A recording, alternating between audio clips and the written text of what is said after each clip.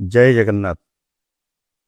ओडिशा दिवस अवसर रे प्रत्येक ओडिशावासी एवं राज्य बाहर तथा विदेश रे रहुतबा प्रवासी ओडिया भाई भूणी मानू मोर अभिनंदन और शुभेच्छा।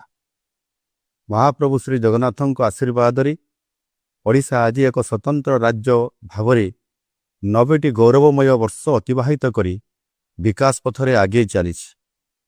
भाषा भित्तिरे प्रथम स्वतंत्र राज्य होबार गौरव हासिल करिछि आम ओडिशा। एभली उपलब्धि हासिल पाई आमर बरपुत्र माने अनेक संघर्ष करथिले।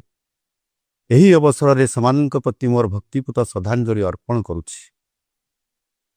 ओडिया जाति तार भाषा साहित्य और संस्कृति पाई सबुबले निजर अस्मिता को अनुभव करि आसिछि। जगन्नाथंकर भक्ति रे ओडिसी संगीतर रागरे एवं ओडिसी संबलपुरी और विभिन्न आदिवासी नृत्यर छंदरी ओडिया जाति निजर परिचय को उज्जवल करि आसिछि। ओडिया पुओ झियो माने विश्वर जेउ कोଳରେ रहिले भी माटी मा र संपर्क को भूली नाहंती। विदेश माटी रे ओडिया पर्व पर्वाणी पालन करी ओडिया खाद्यर बास्नारे निजको हजाई दे निजर मौलिक सत्ता सहित जोड़ी हो रही। 90 वर्षर लंबा यात्रा अनेक घात प्रतिघात दे ओडिशा आज विकास यात्रार एक उत्साहजनक मोड्रे पहुंची। एक नुआ आशा नुआ भरोसा और विश्वासर सहित एक नुआ इतिहास लिखा अग्रसर होइछि। आगामी 10 वर्ष स्वतंत्र ओडिशा तार 100 वर्ष पूरण करिवो।